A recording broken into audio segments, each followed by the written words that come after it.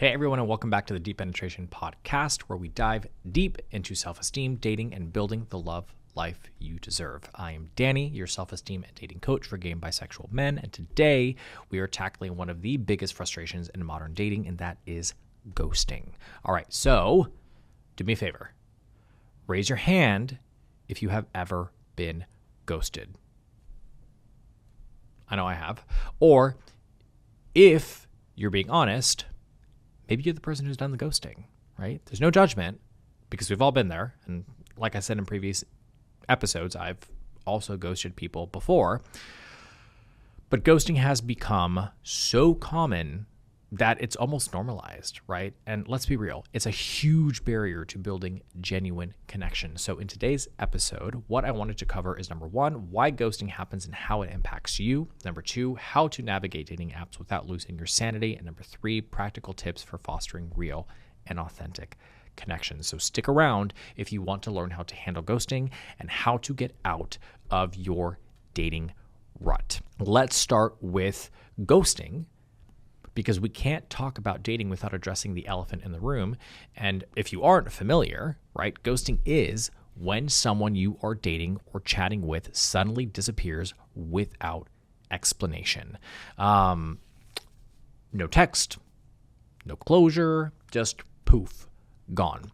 One of the most common questions I get asked in my one-on-one sessions is, why do I keep getting ghosted? In my experience, it's usually fear of confrontation, right? Or a lack of interest or lack of emotional maturity. And interestingly enough, in 2023, a study published in Cyberpsychology, Behavior, and Social Networking found that 63% of online daters have experienced ghosting. And guess what?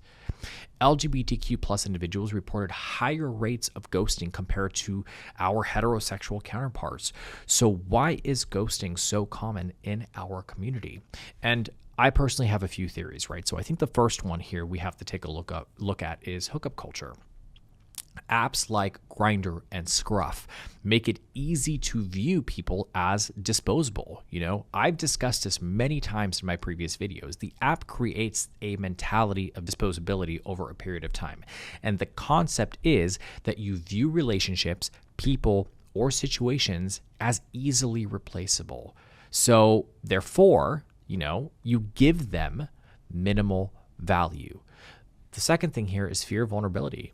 And let's face it, many of us grow up in environments where vulnerability isn't safe. We can't just be ourselves. That can make honest conversations feel incredibly impossible, right? So if you are someone who grew up in an environment that you didn't allow, or you were not allowed to express yourself, or you didn't feel safe enough to share your thoughts and feelings, being honest with someone about how you are feeling, it's going to be difficult, right? And just like you ran away from uncomfortable feelings and retreated inward back then, you do the same thing now. You retreat from uncomfortable situations. The third one here is emotional burnout. If you've been on a dating app for a while and have been chatting and meeting up and flirting with people, it's likely you're probably running out of gas or have run out of gas. And dating burnout is a very real thing. And if you are not managing yourself throughout this process, it can lead to you shutting down. And for many people, when you've reached your emotional limit, you retreat, right? You go inward. And this can look like you start to ignore the dating apps and the conversations you were actively entertaining. And for the other person, the experience ends up being ghosting, right? Ghosting isn't harmless. Just in case you've convinced yourself that it is. Research from Journal of Social and Personal Relationships highlights that being ghosted can trigger feelings of rejection, anxiety, and even depression, right? For many of you who already face societal pressures or the fear of rejection, or you're sensitive to criticism or judgment, this rejection hits super hard. And I know that there are many people out there who have experienced this feeling as well. So how do we navigate dating apps without losing our sanity, right? Let's talk about it. Dating apps are a double-edged sword. They are convenient because they present the opportunity to connect with people very quickly, but they can also be incredibly overwhelming. And in 2022, a peer research study revealed that 55% of LGBTQ adults use dating apps compared to just 28% of heterosexual adults, something that I've mentioned in some of my previous episodes in regards to dating statistics. Apps have become our primary way of meeting people, but they also come with challenges. And what are those challenges? I think the first one is choice overload, right? Too many options can make you indecisive or overly picky. And interestingly enough, a notable study, and I'm totally going to slaughter this person's name because I'm not good with names all the time, but I think it's Lyinger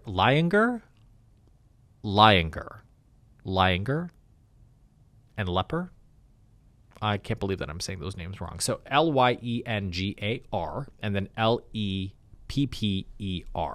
You figure that out. This was in 2000. They demonstrated this effect, right? And in their experiment, consumers presented with 24 varieties of jam were less likely to make a purchase compared to those that were only presented with 6 varieties, right? The suggestion here is that an abundance of options can overwhelm you, right? Making decisions can make it far more challenging for you to be able to pick or to connect with somebody. The second thing here is superficial judgments. We swipe based on photos, often ignoring the possibility of compatibility. And most dating apps are designed to show you a person's photo first, followed by their stats. And when I am working with clients, I always recommend taking the time to read a person's profile to ensure the information that is presented aligns with you and your core values. That is so incredibly important. So I will tell you, read the profile. Read the profile, right? And to some of you, that may seem obvious, but I will challenge you with this question. How many times have you opened a dating app and mindlessly swiped? If you are swiping without intention, that means you are likely swiping based on a photo. So take the time to really look at a person's profile. The other one here is instant gratification, right? Apps can create a mindset where we expect immediate chemistry, which isn't always realistic. And in my opinion, advancements in technology, while they are great and have their benefits, at the same time, we have seen so many negative things come from that, right? The time in which we see something, purchase it, and have it in our hands has drastically decreased. I mean, look at Amazon, right? Same day delivery. Everything pertaining to technology is designed to convert attention into monetary value. So how do they achieve this? By hijacking our dopamine pathways, right? And what that does, especially when you apply it to dating apps, is you are getting a high every time you are swiping through profiles over and over and over and over and over again. And we become so fixated on the physical appearance of somebody as opposed to really getting to know that person by reading their apps. We fall into the same patterns as just shopping on Amazon or any of these other platforms, which creates this mentality of disposability of people, which is something that I've also talked about before. So the question then becomes, what are the solutions, right? So the first thing here is be clear about your intentions. That is so important, right? So whether you're looking for a hookup, a date, or a relationship, say it in your profile.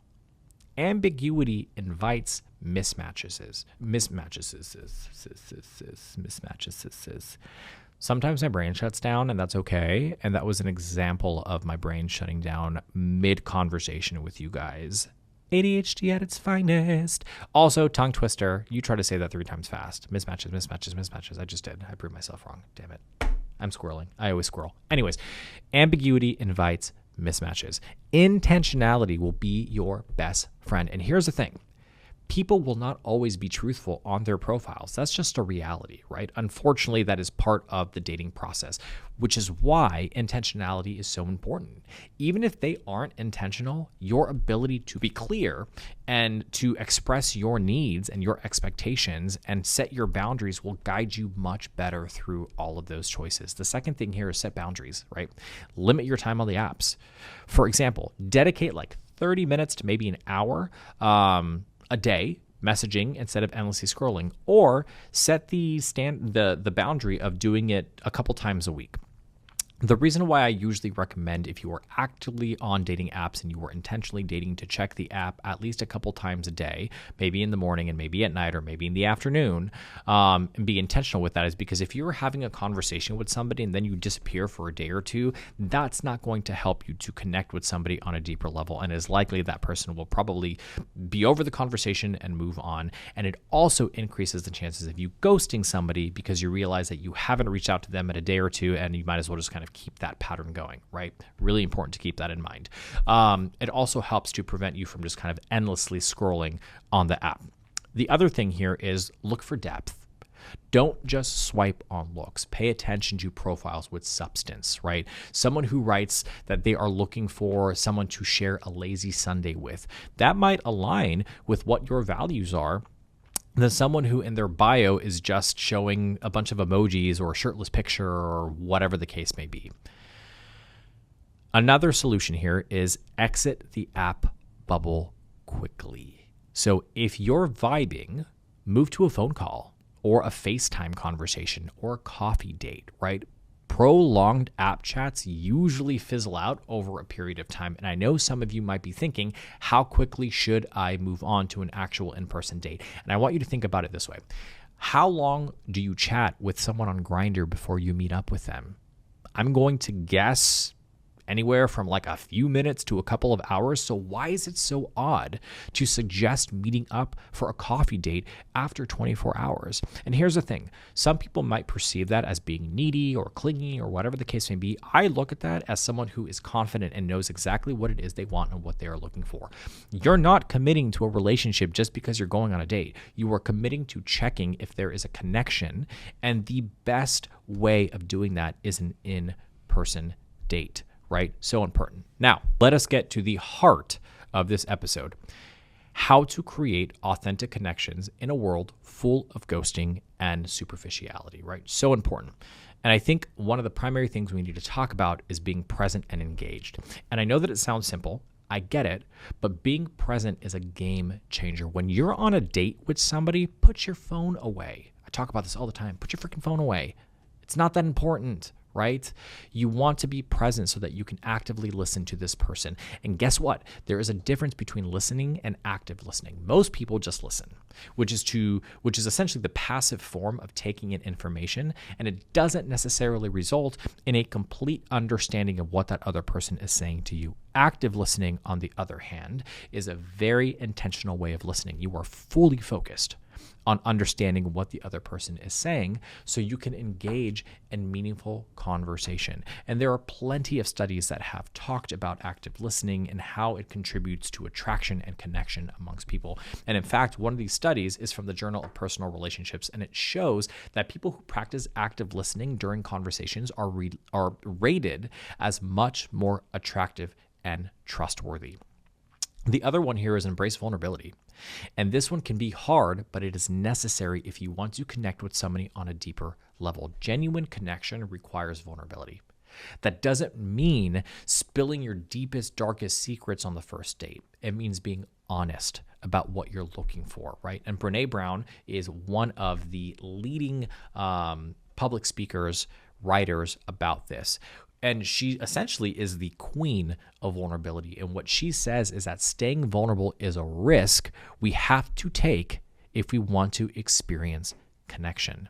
So if you want to learn how to be more vulnerable, check out the link in the description of this episode. I'm going to provide you with the steps you need to be more vulnerable on a date. That's going to be something that I think will be a game changer for you. And again, I don't want to just provide the solutions here while we're having a conversation. I also want you to have something tangible that you can reference and check when you need it.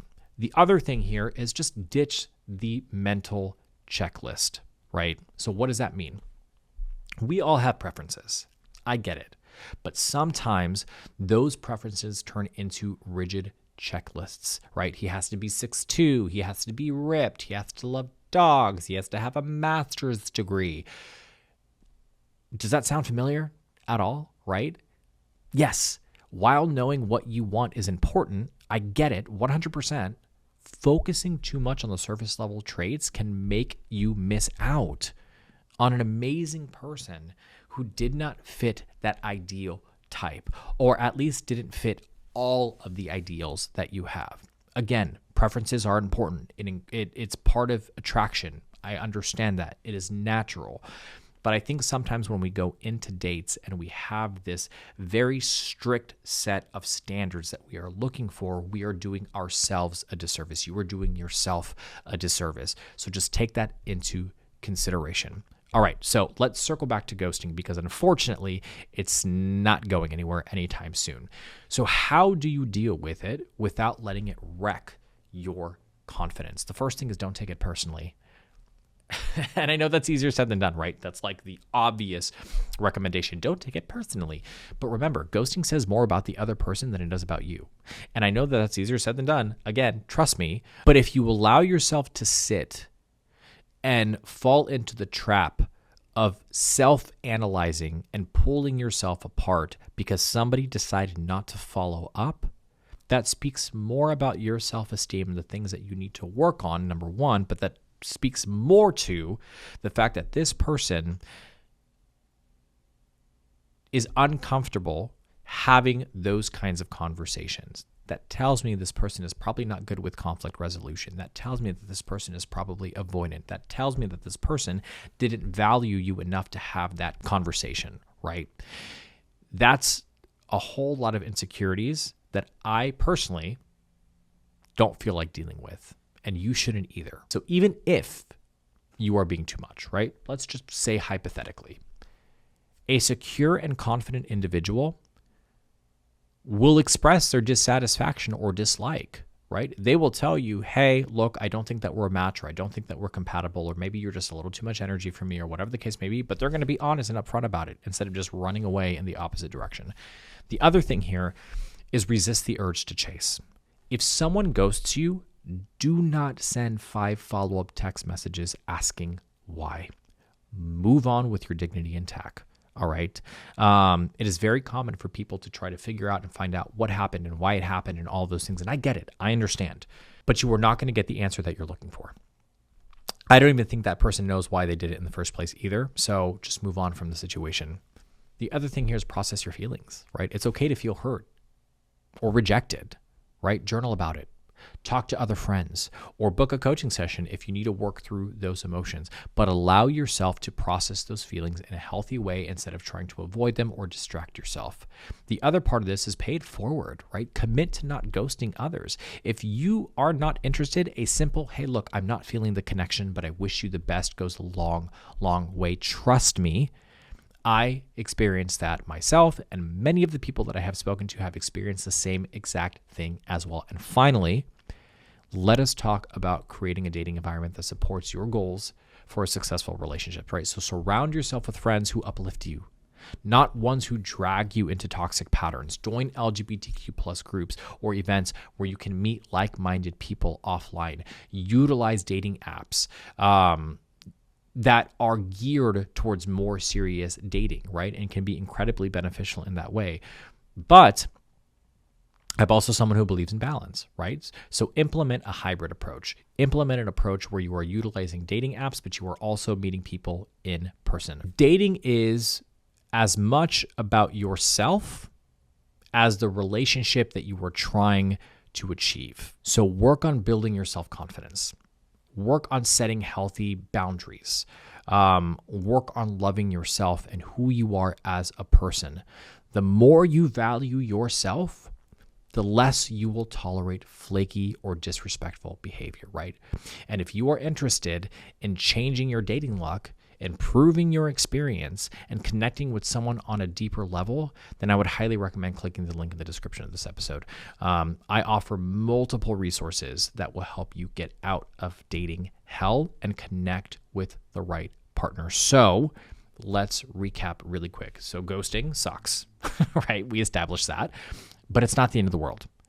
Dating apps can also be useful if you use them intentionally, and genuine connection requires that you are present, you are vulnerable, and that you have a little bit of patience with the process. If you enjoyed today's episode, please make sure you subscribe, share it with a friend or someone who you feel might need it, and leave me a comment. Talk to me a little bit about your ghosting experience if you had one, so we can share in that conversation. I love engaging with you guys on that. If you want to connect with me outside of this podcast episode, I will leave a link for all my other social media platforms so that you can connect with me there as well. And remember, you're not just looking for love, you are attracting the right love. And that starts with showing up authentically, even when it feels risky. I hope you guys enjoy the episode. Hope you're having an incredible day, and I'll see you next week.